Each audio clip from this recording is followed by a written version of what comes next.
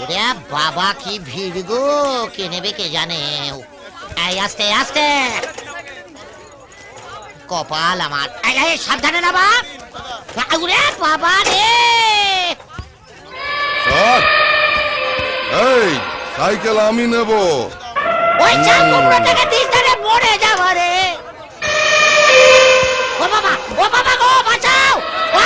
ওরে বাবা, ঘিলু নাড়িয়ে ছেড়ে দিল গো। ও মা, বাঁচাও। সারা মানুষের বাচ্চা রাজু, এই কোথা চাল কুমড়ো আমায় ঠেসে ঠেসে মেরে ফেলবে রে। আমায় মেরে তুই বাঁচবি ভাবছিস? তুইও মরবি, মরবি।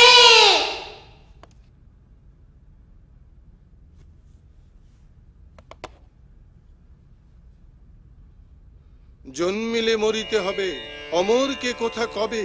মৃত্যুই জীবনের সার সত্য, মৃত্যুই অনিবার্য। কোথায় কখন কিভাবে মৃত্যু ঘনিয়ে আসবে তা কিন্তু আমরা কেউ জানি না। তাই আজই জীবন বীমা করুন ফ্রেন্ডস লাইফ। কয়ালগঞ্জের কলিয়ারির পাশে পাওয়া গেল এক মুন্ডু কাটা লাশ। কার লাশ? কেই বা কাটলো সেই মুন্ডু? মুন্ডু গেলই বা কোথায়? আসুন মুন্ডুহীন লাশ পরীক্ষা করে বোঝার চেষ্টা করি খুনি কে।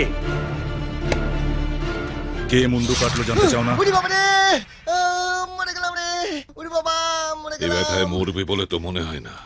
হ্যাঁ, বেঁচে যাবো তাহলে?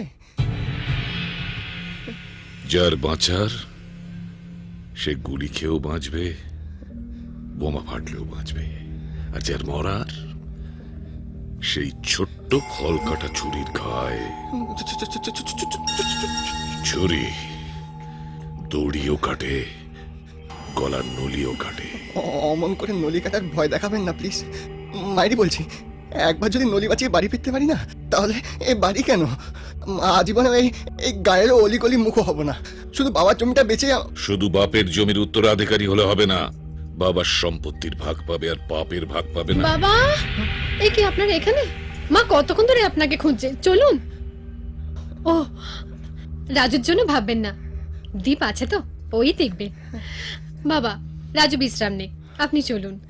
হ্যাঁ গো, এসো। এই যাত্রায় বেঁচে গেলে কিন্তু কাল। কিছু বললেন বাবা? বেচে দেব তোমার জমি, কাল বেচে দেব।